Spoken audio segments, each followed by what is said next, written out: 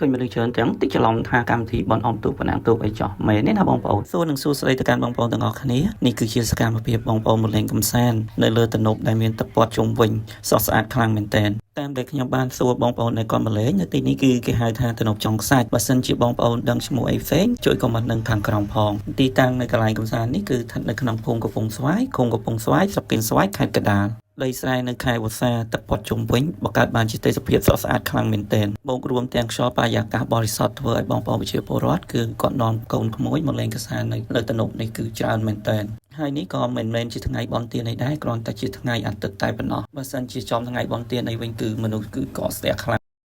មានបងប្អូនជាច្រើនគាត់បានយកបាយយកមកហូបយកមកញ៉ាំនៅទីកន្លែងនេះហើយក៏មានបងប្អូនមួយចំនួនទៀតគឺគាត់បាននាំកូនចៅគាត់ក៏មកអង្គុយស្ទូចត្រេកកម្សាន្តលេងហើយក៏មាននៅអាជីវករជាច្រើនបានមកលក់ដូរនៅទីនេះផងដែរអ្វីដែលខ្ញុំសុំគឺសុំបងប្អូនទាំងអស់គ្នាគឺចូលរួមថែរក្សាបរិស្ថានទាំងអស់គ្នាហើយអ្វីដែលពិសេសមួយទៀតគឺមានបងប្អូនជាច្រើនសនំពោដល់បងប្អូនដែលមានធនធានជួយឧបត្ថម្ភនិងបង្កើតជាកម្មវិធីអុំទូកដូចជាទូកបាយទូកកាចាចំណុច12នាក់នៅទីកន្លែងនេះគឺធ្វើឲ្យសកម្មភាពកាន់តែសប្បាយរីករាយខ្លាំងមែនទែនសង្ឃឹមថាថ្ងៃណាមួយនៅទីកន្លែងនេះនឹងមានការរៀបចំការប្រណាំងទូកនិងអុំទូកផងដែរខ្ញុំអត់មានអ្វីច្រើនទេនៅក្នុងវីដេអូនេះគ្រាន់តែជាការថតសកម្មភាពបងប្អូនគាត់មកចូលរួមលេងកម្សាន្ត